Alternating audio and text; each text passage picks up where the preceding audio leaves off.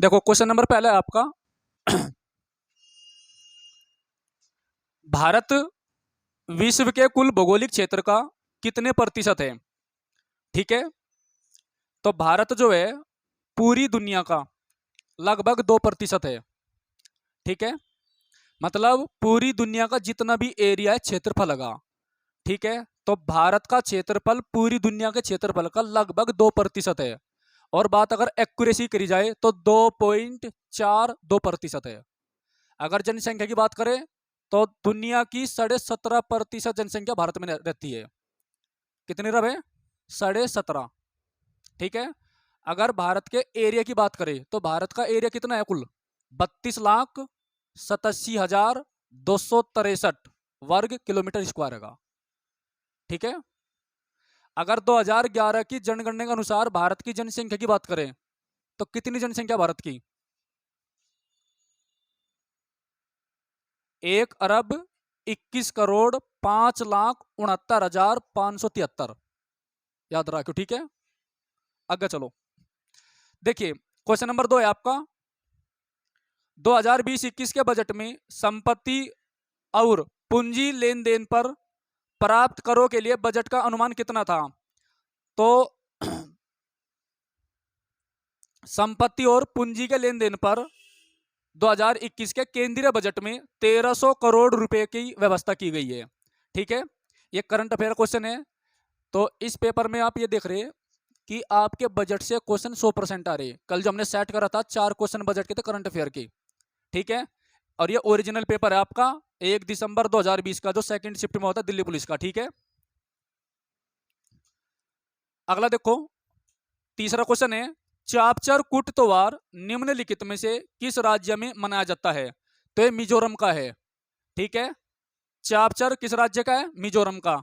और जो हमने पेपर नंबर 4 करा था उसमें मैंने क्वेश्चन करवाया था आपको लोटिया त्योहार, बताओ किस राज्य से है?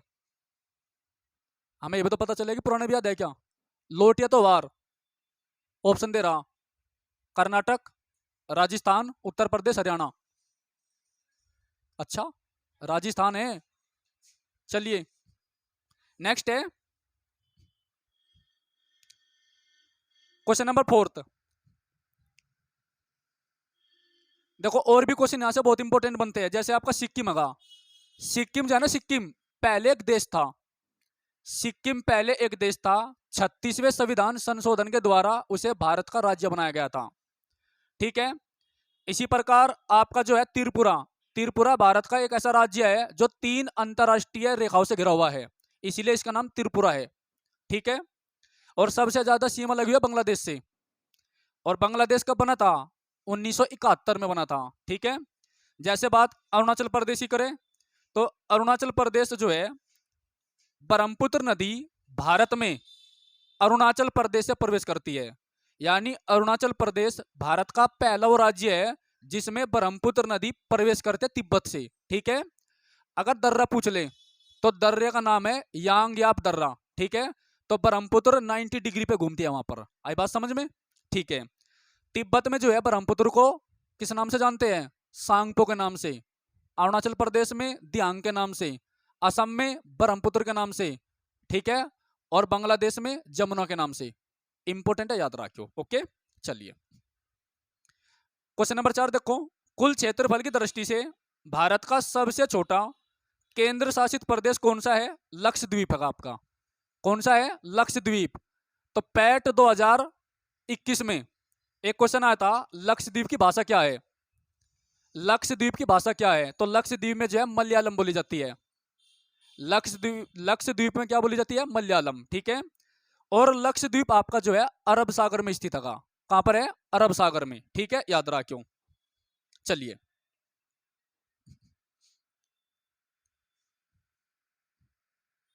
नेक्स्ट है, यहां से और भी क्वेश्चन बन सकते हैं। जैसे लद्दाख है आपका, लद्दाख आपका काफी ऊंचाई पर है, पश्मीना ऊन के लिए प्रसिद्ध है। और जम्मू कश्मीर का एक जिला है जिसका नाम है लेह। लेह में सिंधु नदी बहती है। ठीक है, याद रखना। चंडीगढ़, चंडीगढ़ में एक गार्डन है जिसका नाम है रॉक गार्डन। तो रॉक बगीचा जो है, रॉक गार्डन, उसे जो है नेक चंद ने बनवाया था। ठीक है, और चंडीगढ़ का जो डिजाइन होगा वो किसने बनाया था ली कार्बूजियर ने। चंडीगढ़ में गार्डन का नाम है रॉक गार्डन, बनवाया किसने था, नेकचंद ने, बहुत फेमस है। ठीक है, चंडीगढ़ का डिजाइन किसने बनाया था, ली कार्बूजियर ने। दिल्ली का डिजाइन जी लुटियंस ने। राष्ट्रपति भवन और संसद भवन भी जी लुटियंस ने बनाया था। ठीक है, याद रखियो। और हमारा जो राष्ट्रपति भवन है वो है रायसीना हिल पर, रायसीना पहाड़ी पर स्थित है। पूरी दिल्ली आपकी रायसीना पहाड़ी पर स्थित है। ठीक है, चलिए नेक्स्ट है, अगर जम्मू कश्मीर की बात करें तो बहुत चीजों के लिए फेमस है जम्मू कश्मीर आपका, लेकिन जो सबसे ज्यादा क्वेश्चन आता है जम्मू कश्मीर में श्रीनगर झेलम नदी पर है। ठीक है, और केसर के लिए प्रसिद्ध है, केसर बहुत महंगा होता है। ठीक है, चलिए नेक्स्ट है पांचवा, थोड़ा फास्ट फास्ट करा दूं है। निम्नलिखित में से किस उपकरण का उपयोग अवशोषित या विकसित ऊष्मा को मापने के लिए किया जाता है, कैलोरीमीटर का। तो कैलोरीमीटर का प्रयोग करते हैं हम, ठीक है, ऊष्मा को मापने के लिए। क्वेश्चन नंबर 6 है आपका, वर्ग किलोमीटर भूमि क्षेत्र के हिसाब से भारत दुनिया का 7वां सबसे बड़ा देश है। ठीक है, किसके हिसाब से, क्षेत्रफल के हिसाब से। ठीक है, अगर जनसंख्या की बात करें वैसे तो पहला है, लेकिन कागजों में दूसरा है। ठीक है ना, याद रखना। चलिए नेक्स्ट है, निम्नलिखित में से किसे संयुक्त राष्ट्र महासभा के 75वें सत्र का अध्यक्ष चुना गया था। तो इसका आंसर क्या है आपका, वोल्कान बोजगिर। छोड़िए इसको, यहां से क्वेश्चन ज्यादा इंपॉर्टेंट है, पता क्या, यूएनओ की स्थापना कब हुई थी। यूएनओ की स्थापना कब हुई थी, तो यूएनओ की स्थापना हुई थी 24 अक्टूबर 1945 को, जब आपका सेकंड वर्ल्ड वॉर खत्म हो गया था। ठीक है, याद रखियो। और सेकंड वर्ल्ड वॉर कब चला था, 1939 से लेकर 1945 तक, जब जर्मनी ने पोलैंड पर अटैक कर दिया था। ठीक है, खत्म क्यों हुआ था, अमेरिका ने जापान के नागासाकी एंड हिरोशिमा पर एटम बम गिरा दिए थे। एक पर लिटिल बॉय गिराया था, एक पर फैटमैन गिराया था। ठीक है, याद रखियो। अगला है 8वां क्वेश्चन, 1192 में, ये मैंने करवा तो नहीं दिया, नहीं, 1192 में तराइन के दूसरे युद्ध में पृथ्वीराज चौहान को निम्नलिखित में से किसने पराजित किया था। तो पृथ्वीराज चौहान को तराइन के दूसरे युद्ध में किसने पराजित किया था, मोहम्मद गोरी ने किया था। ठीक है, याद रखना। देखो तराइन के 2 युद्ध हुए थे, पहला 1191 में तराइन का पहला युद्ध था जिसमें पृथ्वीराज चौहान जो है मोहम्मद गोरी को हरा दे। ठीक है, उसके बाद में दूसरा युद्ध होता है 1192 में, जिसमें मोहम्मद गोरी पृथ्वीराज चौहान को हरा दे। उसके बाद में जो है इसे बंदी बनाकर कहां ले जा, गजनी। ठीक है, चलो उसके बाद में एक युद्ध और फेमस है 1194 का चंदावर का युद्ध, गोरी एंड जयचंद के बीच में होता है। जयचंद की लड़की का नाम संयोगिता हुए और पृथ्वीराज चौहान उसे जो है मंडप से उठाकर ले जावे। ठीक है, इसलिए दोनों के बीच में शत्रुता हो जावे। असली क्वेश्चन क्या बनता है यहां से, ये जो तराइन के दोनों युद्ध थे ये क्यों हुए थे, कारण क्या था। तो इन दोनों युद्ध के होने का कारण था भटिंडा। ठीक है, भटिंडा एक जगह का नाम था और उस पर पहले पृथ्वीराज चौहान का क्या था, कब्जा था। ठीक है, और मोहम्मद गोरी जो है भटिंडा को कब्जाना चाहता था, तो भटिंडा को लेकर के दोनों के बीच में युद्ध हुआ है। ठीक है, याद रखिए, इंपोर्टेंट है। इसमें शेरशाह सूरी दे रखा आपको, डी ऑप्शन देखो एक बार तो शेरशाह सूरी भी काफी इंपॉर्टेंट है। देखो शेरशाह सूरी जो है एक अफगानी था, इसके बचपन का नाम फरीद खान था। शेरशाह नाम इसलिए पड़ा था क्योंकि इसने शेर को मार दिया था। ठीक है, मकबरा इसका सासाराम बिहार में है। ठीक है, जिसे भारत का दूसरा ताजमहल कहते हैं, याद रखना। 1542 में इसने एक सिक्का चलाया था जिसका नाम था रुपया। आपका जो रुपया है वो शेरशाह सूरी ने चलाया था। ठीक है, अब्बास खान शेरवानी इसका दरबारी इतिहासकार था। ठीक है, जिसने तारीख शेरशाही लिखी थी। 1540 में पद्मावत की रचना जो है मलिक मोहम्मद जायसी ने करी थी, जो कि शेरशाह सूरी का समकालीन था। अकबर से पहले राजा टोडरमल जो था शेरशाह सूरी के दरबार में था। ठीक है, याद रखना। और क्या रह गया, 1545 में कालिंजर अभियान के दौरान शेरशाह सूरी के हाथ में बम गोला पटक जा, जिसका नाम था उक्का। उक्का एक अग्नि अस्त्र था, वो उसके हाथ में पटक जावे यू मर जावे। ठीक है, याद रखना। तो शेरशाह सूरी का जो है अकबर का अग्रगामी कहा जाता है, यानी अकबर ने जो भी मतलब जो है व्यवस्थाएं करी थी वे सारी की सारी शेरशाह सूरी ने पहले कर दी थी, बस थोड़ा सा चेंज करके उसने उसको इंप्लीमेंट कर दिया था। ठीक है भाई, जीटी रोड भी शेरशाह सूरी ने बनवाया था। किसने बनवाया था? शेरशाह सूरी ने। जीटी रोड मतलब ग्रांड ट्रंक रोड, ठीक है, कन्याकुमारी तक जाता है वो आपका। चलिए नेक्स्ट है भारतीय संविधान के निम्नलिखित अनुच्छेदों में से कौन सा राष्ट्रीय अनुसूचित जाति आयोग से संबंधित है? इंपोर्टेंट है का। तो राष्ट्रीय अनुसूचित जाति आयोग से जो है आर्टिकल 338 का, ठीक है, इंपोर्टेंट है, याद रखना। नेक्स्ट, निम्नलिखित में से कौन सा भारतीय संविधान की 7वीं अनुसूची में राज्य सूची में शामिल मामला है? यानी इन चारों में से कौन सा आपका राज्य सूची में आता है? रात जो आपकी क्लास आई थी उसमें क्वेश्चन था, एसएससी सीएचएसएल के 2022 के जो पॉलिटी क्वेश्चन थे सारे करा दिए थे मैंने रात, ठीक है, उसमें सेम क्वेश्चन है नुक्कड़ नहीं। तो इसमें जो आपका आंसर है वो है बाजार और मेले, ठीक है। देखो याद रखियो, आपकी रेलवे जो है वो संघ सूची का विषय है, यानी रेलवे के मामले में केवल केंद्र सरकार फैसला ले सकती है, ठीक है। आपका प्रत्यार्पण है, मतलब जैसे आपने उसका नाम सुना होगा, वो पाकिस्तान में चला गया था, क्या नाम था उसका? अरे वो फौजी नहीं था क्या एयरफोर्स का? अभिनव था क्या? यही था, अभिनंदन। हाँ, तो अभिनंदन को पाकिस्तानियों ने पकड़ लिया था, फिर उसको छोड़ दिया था, तो इसका मतलब होता है प्रत्यार्पण करना, ठीक है। तो इसमें भी आपने देखा होगा केवल केंद्र सरकार ही फैसले ले सकती है, राज्य सरकार कोई मामला नहीं है। तो रेलवे और प्रत्यार्पण, और तीसरा युद्ध और शांति। अगर हमारा युद्ध किसी देश के साथ हो जाए तो युद्ध करना या नहीं करना इसका फैसला भी केंद्र सरकार लेगी, राज्य सरकार नहीं लेगी, ठीक है। तो रेलवे, प्रत्यार्पण और युद्ध और शांति, ये तीनों जो विषय है आपके, ये संघ सूची का विषय है।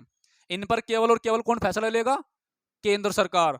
जबकि बाजार और मेले, किस राज्य में कौन सा मेला लगवाना, बाजार कहाँ लगेगा, कहाँ बंद करवाना, इन पर फैसले केवल आपकी राज्य सरकार लेगी, यानी ये राज्य सूची का विषय है। आई बात समझ में? अब यहां से क्वेश्चन क्या आता है, देखो 7वीं जो अनुसूची है आपकी, इसमें 3 सूचियों का उल्लेख है, संघ सूची, राज्य सूची और संवर्ती सूची। आई बात समझ में? संघ सूची के जो विषय होते हैं, जितने भी विषय आपके, उन सभी पर केंद्र सरकार फैसला लेती है। राज्य सूची पर राज्य सरकार, संवर्ती सूची पर केंद्र और राज्य दोनों लेती है। लेकिन अगर मत विभेद हो जाए, मान लीजिए एजुकेशन है आपका संवर्ती सूची का विषय होगा, इस पर केंद्र और राज्य दोनों फैसला ले सकते हैं, लेकिन मतभेद के मामले में केंद्र सरकार का फैसला क्या होगा? मान्य होगा, ठीक है, याद रखना। यहां से एक क्वेश्चन और बनता है बहुत इंपॉर्टेंट, आर्टिकल 249। आर्टिकल 249 के द्वारा किसी भी राज्य सूची के विषय पर कानून आपकी संसद बना सकती है, केंद्र सरकार बना सकती है। राज्य सूची के किसी भी विषय पर कानून 249 आर्टिकल के द्वारा कौन बना सकती है? संसद बना सकती है, यानी केंद्र सरकार बना सकती है, जो कि पूरे देश में लागू होगा, ठीक है। चलिए, अमेरिका अमेरिकी ओपन 2020 का पुरुष एकल का फाइनल में से किसने जीता था? Dominic Thiem. ये जो आपके टेनिस ग्रैंड स्लैम होते हैं, है ना, फ्रेंच ओपन हो गया, अमेरिकी ओपन हो गया, ये आपके पेपर में आवा है, इन्हें याद करा के, बहुत इंपॉर्टेंट है, करवा रखे मैंने। क्वेश्चन नंबर 12 देखो, 4 जुलाई 2020 को निम्नलिखित में से किस शतरंज ग्रैंड मास्टर ने चेसेबल मास्टर का खिताब जीता? Magnus Carlsen. मोस्ट इंपोर्टेंट है, एमटीएस में पूछा जाएगा, दिल्ली पुलिस में आएगा। क्यों आएगा? इससे पहले जो पेपर करवाया था उसमें भी इसका क्वेश्चन था, क्या पूछ रखा था? मैग्नस कार्लसन किस देश का है? बताइए किस देश का है? नॉर्वे का, वेरी गुड, ठीक है। तो मैग्नस कार्लसन जो है आपका नॉर्वे देश का है। राजधानी क्या है नॉर्वे की? ओस्लो। नॉर्वे की राजधानी ओस्लो है। 6 महीने का दिन हुआ, 6 महीने की रात हुए। महत्वपूर्ण वनस्पति वहां की मोस हगी। क्या है? मोस। मोस हमेशा ठंड में उगती है। आई बात समझ में? चलिए, उसके बाद अभी 2023 में मैग्नस कार्लसन ने जो है FIDE, FID FIDE chess championship जीती, जिसमें भारत के आर परगनंदा दूसरे नंबर पर रहे। किस दिन? जिस दिन भारत ने ये आदित्य L1 लॉन्च किया, सूरज मिशन भेजा, उसी दिन, ठीक है, याद रखियो। तो दोनों क्वेश्चन बहुत इंपॉर्टेंट है, याद रखियो, ठीक है, अगर आप चाहो तो लिख भी सको। तो फाइड चेस चैंपियनशिप 2023 का खिताब जो है मैग्नस कार्लसन ने जीता, ठीक है, जो कि नॉर्वे देश का है। भारत के आर परगनंदा जो कि मात्र 18 साल के है, वो दूसरे नंबर पे रहा, ठीक है। और 21 साल में इसके फाइनल में जाने वाले आर परगनंदा पहले भारतीय है। इससे पहले जो है विश्वनाथ आनंद गए थे, जो दूसरे नंबर पे है। ठीक है, याद रखना। चलो प्रख्यात संगीतकार अरविंद पारिक निम्नलिखित में से किस वाद्य यंत्र से संबंधित है? सितार से। ये सितार वितार से आपके जो है पेपर में आते हैं, 2 सितार पूछे जाते हैं कम से कम। नेक्स्ट है 14वां क्वेश्चन, निम्नलिखित में से कौन नियमों के माध्यम से राज्य लोक सेवा आयोग के सदस्यों की संख्या और उनकी सेवा की शर्तों का निर्धारण कर सकता है? तो राज्यपाल कर सकता है। याद रखना, राज्यपाल जो होता है किसी भी राज्य में राष्ट्रपति का एजेंट होता है। जो भी शक्तियां हमारे राष्ट्रपति की होती है वही शक्ति राज्यपाल की होती है। ठीक है, याद रखना। तो जो राज्य लोक सेवा आयोग है, इसके मामले में जो फैसला है वो कौन करता है? राज्यपाल। एक बात याद रखियो, जो राज्य लोक सेवा आयोग होता है, जैसे उत्तर प्रदेश का क्या है? उत्तर प्रदेश लोक सेवा आयोग। ठीक है, अगर पंजाब की बात करें, पंजाब लोक सेवा आयोग। ठीक है, तो राज्य लोक सेवा आयोग का जो चेयरमैन होता है उसकी नियुक्ति कौन करे? राज्यपाल। लेकिन उसे पद से राष्ट्रपति हटा सकता है। नियुक्ति कौन कर सकता है? राज्यपाल। लेकिन पद से केवल और केवल राष्ट्रपति हटा सकता है। ठीक है, दूसरा आपने संघ लोक सेवा आयोग का नाम सुना होगा, यूपीएससी बोल रहा है जिसको। संघ लोक सेवा आयोग के मामले में केवल इंटरफेयर आपकी संसद और राष्ट्रपति कर सकता है, और कोई नहीं कर सकता। उसके 10 सदस्य है। ठीक है, और मनोज सोनी उसका चेयरमैन है। उसकी नियुक्ति केवल और केवल भारत का राष्ट्रपति करता है। ठीक है, और उन्हें पद से भी वही हटा सकता है। चलिए, इंपॉर्टेंट है, अगर आपसे आर्टिकल पूछ ले तो आर्टिकल 315 में संघ लोक सेवा आयोग और राज्य लोक सेवा आयोग का उल्लेख होगा। ठीक है, याद रखियो। आगे चले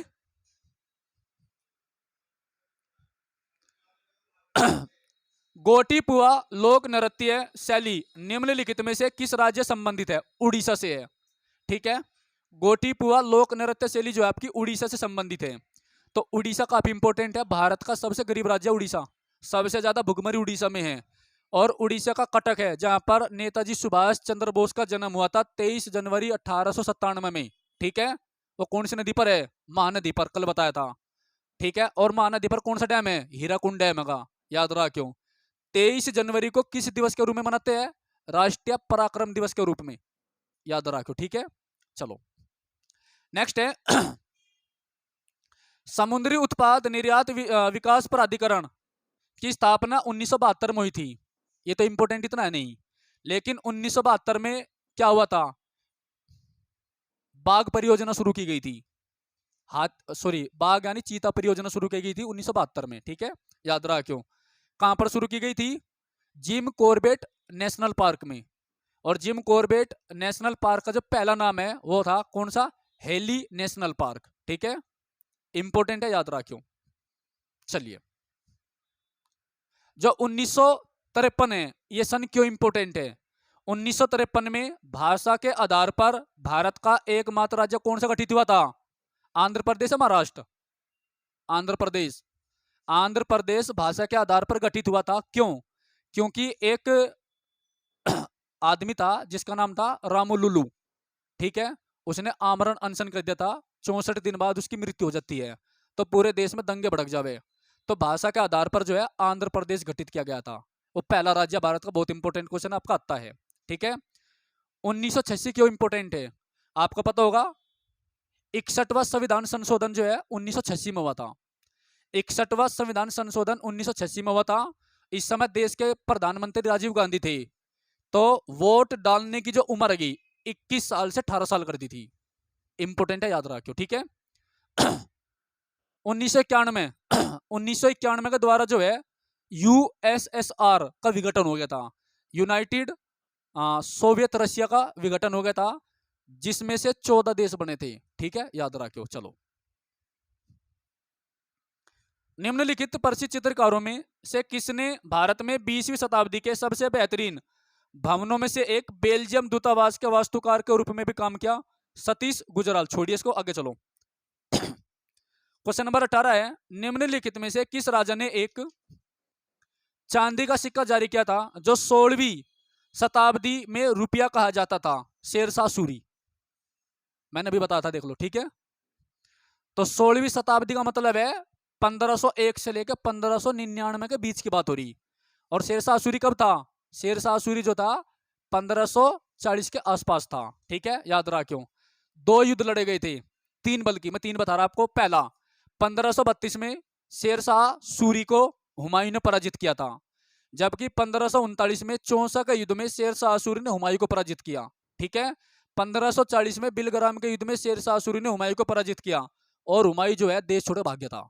फिर 1555 में वापिस आवे, क्योंकि 1545 में कौन मर जावे? शेरशाह सूरी मर जाता है। फिर इसके उत्तराधिकारी होते हैं जिसका नाम था इस्लाम शाह। ठीक है, इस्लाम शाह के दरबार में एक बनिया आता है, उस बनिया का नाम क्या हो? हेमू, जो रेवाड़ी हरियाणा में सड़कों पे नमक बेचता है।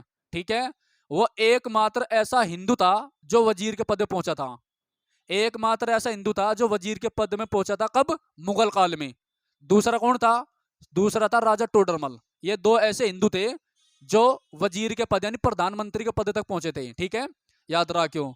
तो हेमू ने जो है इतिहास में 24 युद्ध लड़े थे और 24 युद्ध में से 23 युद्ध लगातार जीता था।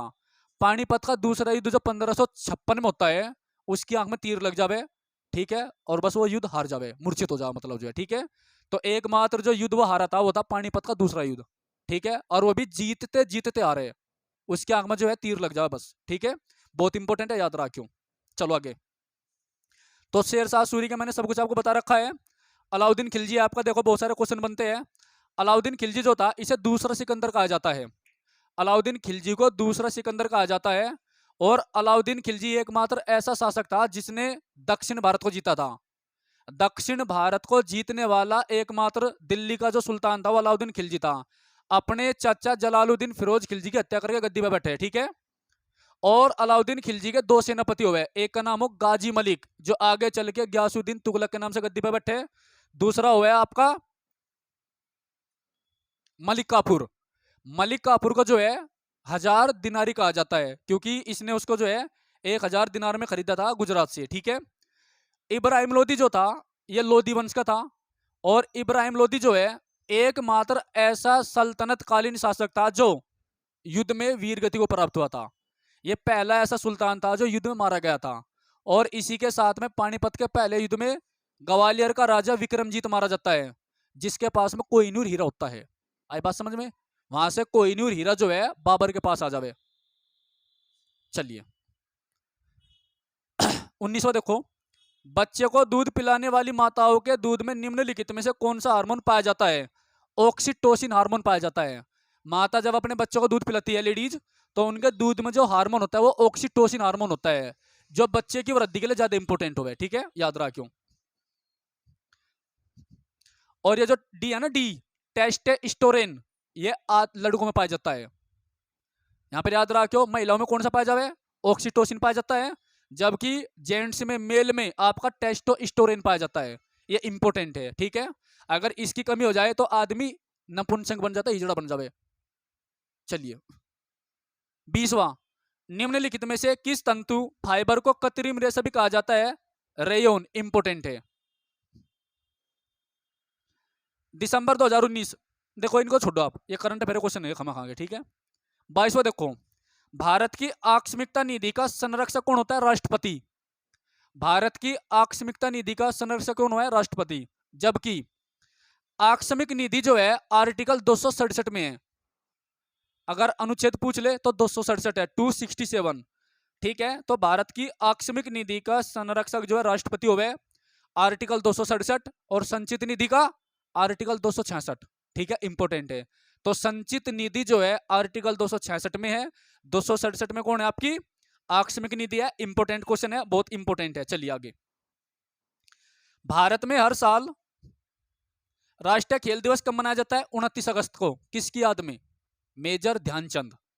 मेजर ध्यानचंद को क्या कहा जाता है? हॉकी का जादूगर। ध्यानचंद स्टेडियम कहां पर है? लखनऊ में। अभी गया 29 अगस्त को, याद रहा क्यों? राजीव गांधी खेल रत्न पुरस्कार का नाम बदले क्या कर दिया? मेजर ध्यानचंद खेल रत्न पुरस्कार। भारत का सबसे महंगा पुरस्कार है वो अवार्ड। ठीक है, याद रखियो। और मेजर ध्यानचंद की जो किताब है आत्मकथा, उसका नाम है दागोल। और दागोल जो है मूवी बनी हुई है, अक्षय कुमार ने बना रखी, याद रखियो। चलिए आगे। और भारत का राष्ट्रीय खेल क्या है? हॉकी है। और पाकिस्तान का भी हॉकी है। ठीक है, कौन सी नदी उन 3 नदियों में से एक है जिनकी आपसी क्रिया के परिणाम स्वरूप उत्तरी मैदानों का निर्माण हुआ? तो कौन सी आपकी ब्रह्मपुत्र नदी है, इंपोर्टेंट है। ठीक है,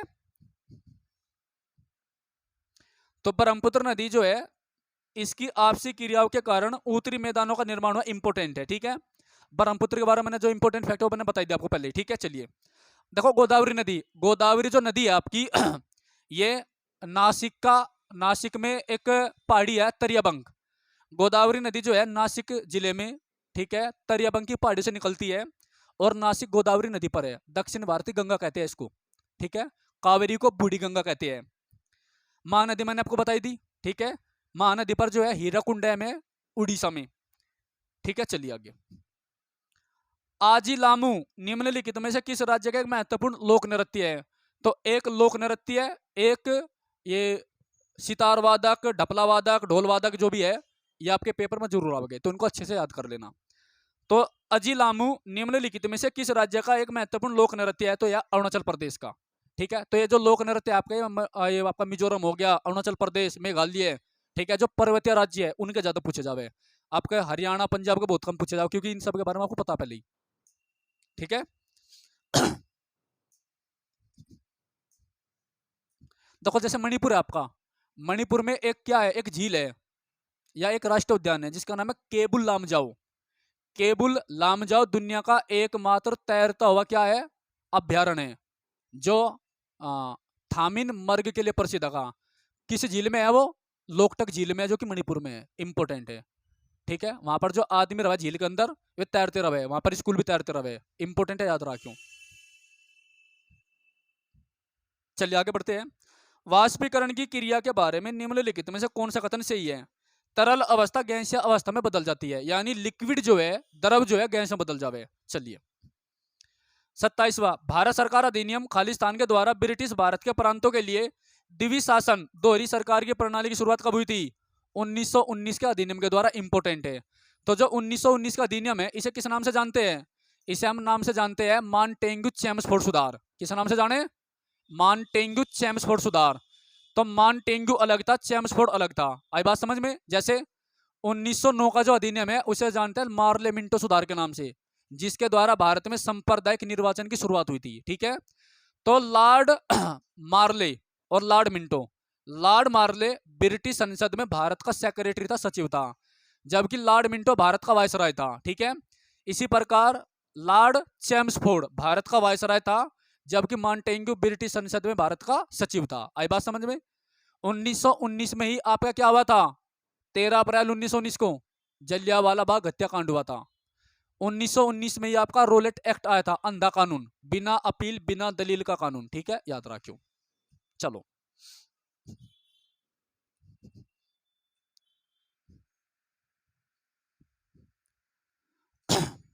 और बताना कुछ।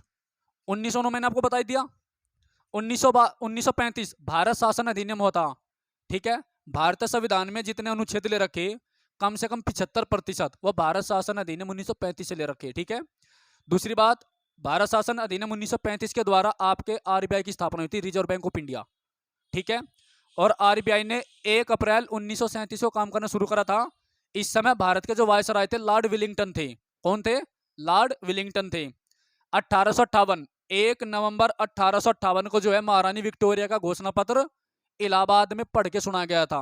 इस दिन इलाहाबाद पूरे भारत की एक दिन की राजधानी बनी थी। इस समय भारत के वायसराय कौन थे? Lord Canning. कौन था? लॉर्ड कैनिंग, याद रखियो, इंपोर्टेंट है। 1857 क्रांति भी लॉर्ड कैनिंग के शासनकाल में हुए। देखो यहां से एक क्वेश्चन बहुत इंपोर्टेंट है। बंगाल का पहला गवर्नर कौन था? Robert Clive. बंगाल का पहला गवर्नर रॉबर्ट क्लाइव था। ठीक है, अंतिम गवर्नर वारेन हेस्टिंग था। बंगाल का पहला गवर्नर जनरल, गवर्नर जनरल आपका वारेन हेस्टिंग था, जो रेगुलेटिंग एक्ट 1773 के द्वारा बनता है। बंगाल का अंतिम governor general Lord William Bentinck था। ठीक है, 1833 के अधिनियम के द्वारा भारत का पहला governor general Lord William Bentinck होता है, जबकि पूरे भारत का अंतिम गवर्नर जनरल कौन था? लॉर्ड कैनिंग था। लेकिन 1858 के अधिनियम के द्वारा उसे भारत का वायसराय बना दिया गया था। तो पहला वायसराय कौन था? Lord Canning. अंतिम वायसराय कौन था? अंग्रेज, लॉर्ड माउंटबेटन। पहला और अंतिम भारतीय वायसराय कौन था? चक्रवर्ती राजगोपालाचारी। आजादी के बाद में पहला और अंतिम अंग्रेज वायसराय कौन था भारत का? Lord Mountbatten. ठीक है, ये क्वेश्चन बहुत कंफ्यूजिंग हो गया, पेपर में आते आपके याद रखियो। चलो आगे बढ़ते हैं।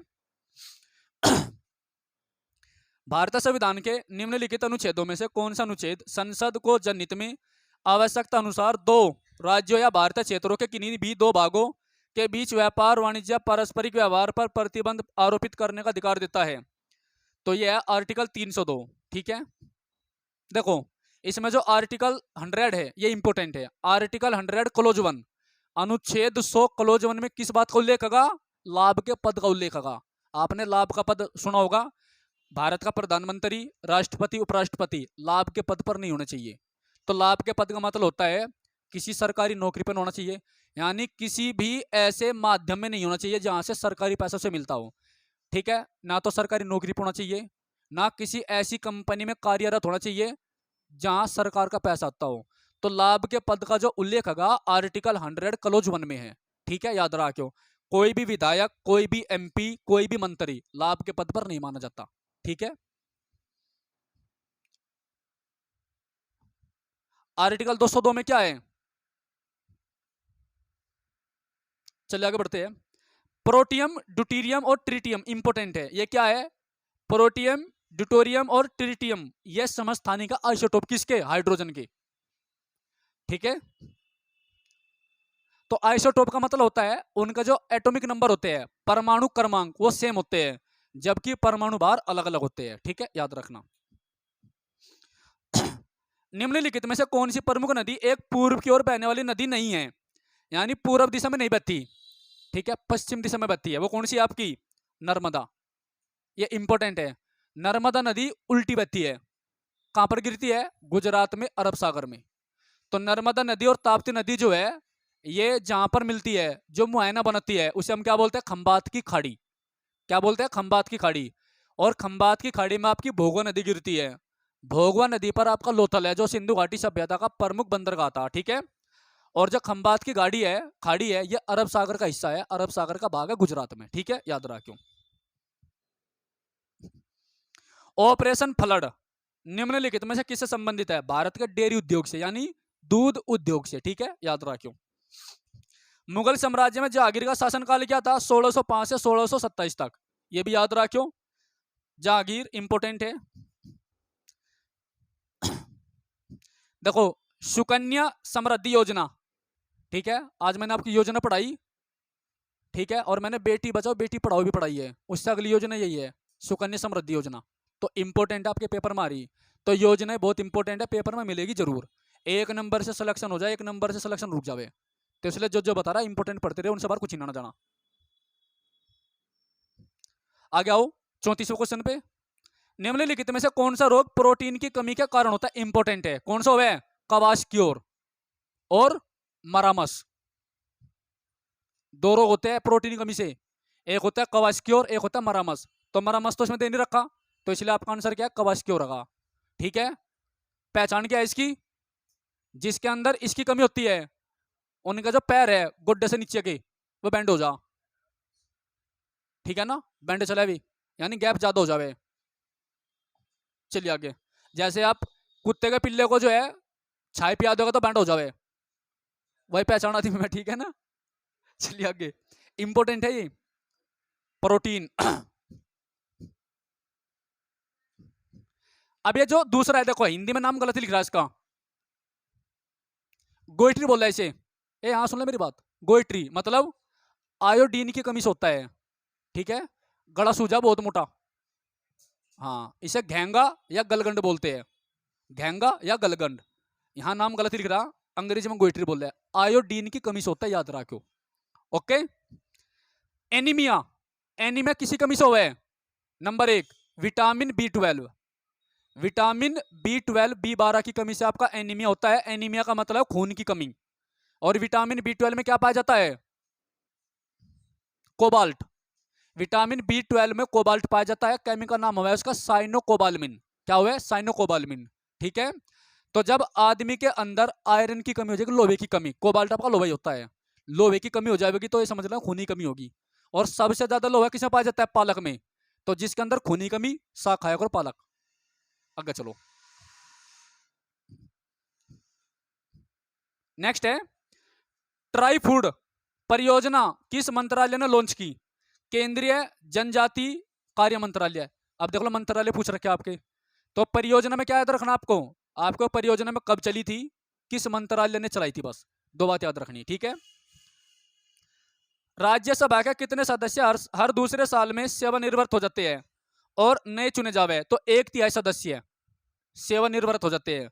राज्यसभा देखो हमारी संसद है, संसद के 3 अंग है। नंबर 1 राष्ट्रपति, दूसरा लोकसभा, तीसरा राज्यसभा। राष्ट्रपति आर्टिकल 52 में है, लोकसभा आर्टिकल 81 में है, राज्यसभा आर्टिकल 80 में, 80 में। बात समझ में आ गई? संसद के गठन का उल्लेख आर्टिकल 79 में है, 79 में। ठीक है, याद रखियो। और क्या था इसमें? तो जो राज्यसभा है इसका टाइम पीरियड कितना? 6 साल होता है। और ये एक परमानेंट हाउस है, कभी विघटित नहीं होता है। इसका सभापति कौन होता है? भारत का उपराष्ट्रपति। याद रखियो। चलिए, भारत की भू राजनीति और भू अर्थशास्त्र पर वार्षिकी छोड़िए इसको। अगला क्वेश्चन छोड़ दो, ये करंट अफेयर का, क्रिकेट विकेट का। देखो इनसे आप ये आइडिया लगा लो कि क्रिकेट का क्वेश्चन आ रहा करंट अफेयर का, इसका मतलब आपके क्रिकेट के जो करंट अफेयर क्वेश्चन है वे इंपॉर्टेंट है। जैसे IPL, अभी वर्ल्ड कप चलेगा, अभी एशियन वर्ल्ड कप चल रहा। ठीक है, ये इंपॉर्टेंट है। इसके ऊपर देखो आपकी, जैसे अभी G20 का शिखर सम्मेलन कल खत्म हुआ, तो आपके पेपर में 100% 2-3 क्वेश्चन आने, तो सारे क्वेश्चन याद रखियो। ठीक है, 39 क्वेश्चन पाओ। महात्मा गांधी के मार्गदर्शन में बारदोली सत्याग्रह में किसानों के आंदोलन का नेतृत्व किसने किया था? सरदार वल्लभ भाई पटेल। इंपोर्टेंट है। तो बारदोली सत्याग्रह कब चला था? 1928 में। कब चला था? 1928 में। और क्या होता 1928 में? 3 फरवरी 1928 को साइमन कमीशन भारत आया था। याद रखियो। तो साइमन कमीशन की घोषणा 1927 में हुई थी, जबकि भारत कब आया था? 1928 में। आई बात समझ में? बारदोली की महिलाओं की तरफ से, बारदोली की महिलाओं की तरफ से महात्मा गांधी ने सरदार वल्लभ भाई पटेल को सरदार की उपाधि दी थी। याद रखियो। यह आंदोलन क्यों हुआ था? क्योंकि अंग्रेजी सरकार ने जो है हल्दी, नमक, मिर्च, जीरा इनके भाव बढ़ा दिए थे बहुत ज्यादा। ठीक है, याद रखियो। तो सरदार वल्लभ भाई पटेल को जो है भारत का बिस्मार्क कहा जाता है। ठीक है, याद रखियो। लौह पुरुष कहा जाता है।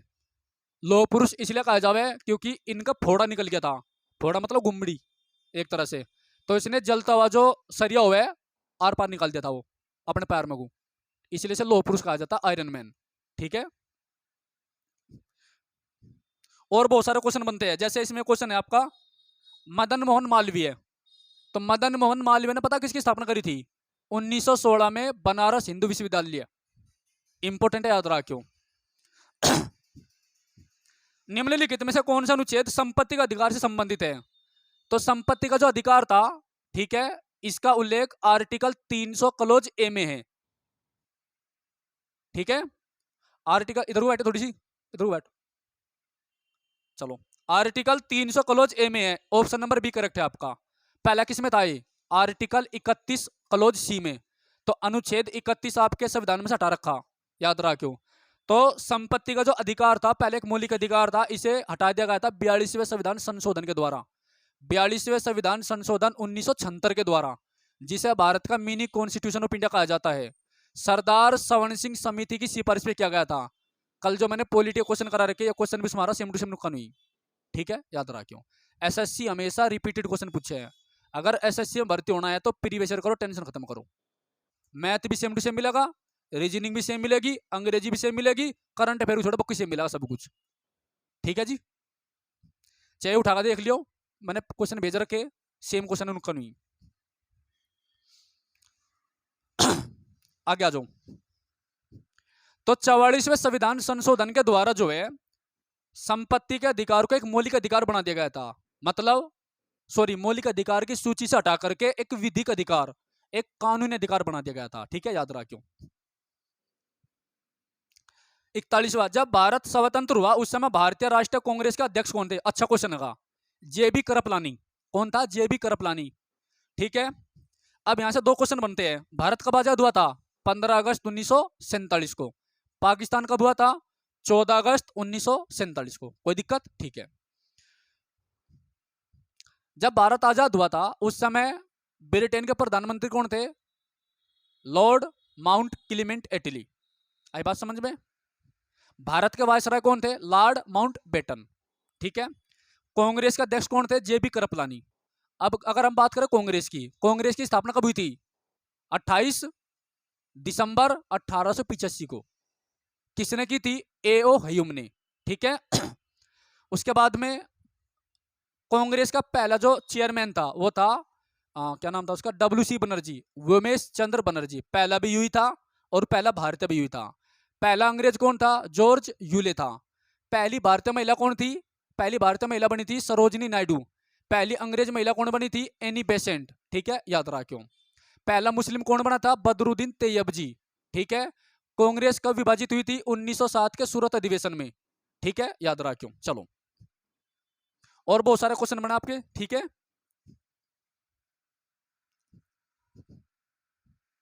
देखो अगला क्वेश्चन है, भारत के किस राज्य में सबसे ज्यादा राष्ट्रीय उद्यान है? मध्य प्रदेश में। इंपोर्टेंट है।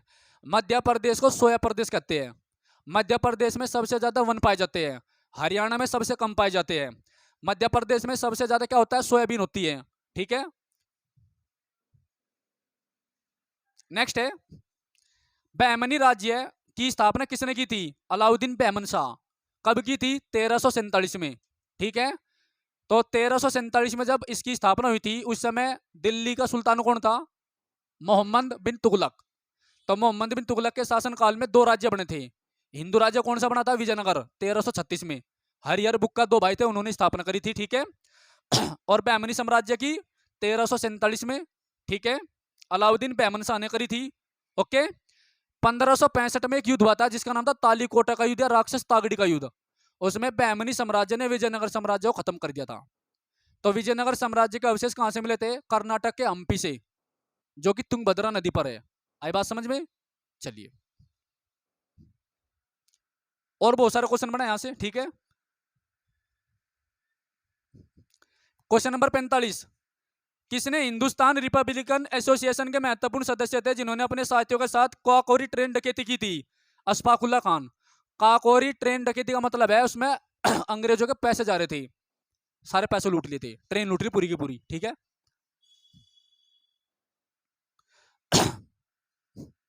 ये जो जतिन दास है, जतिन बनर्जी लिख रहा है इसमें, जतिन दास है यू पहला ऐसा क्रांतिकारी था जो जेल में भूख हड़ताल के कारण मर गया था। याद रखियो। खुदीराम बोस पहला ऐसा क्रांतिकारी था जिसने सबसे कम उम्र में फांसी खाई थी। जिसे सबसे कम उम्र में फांसी दी गई तो खुदीराम बोस था। जतिन दास बनर्जी जो है सबसे पहला क्रांतिकारी था जो भूख हड़ताल के कारण अपने प्राण निछोड़ कर दिए थे। ठीक है, याद रखियो। सालार जंग संग्रहालय कहां पर है? हैदराबाद में है। और हैदराबाद कौन सी नदी पर है? मूसी नदी पर है। चार मीनार कहां पर है? हैदराबाद में है। ठीक है। चलिए,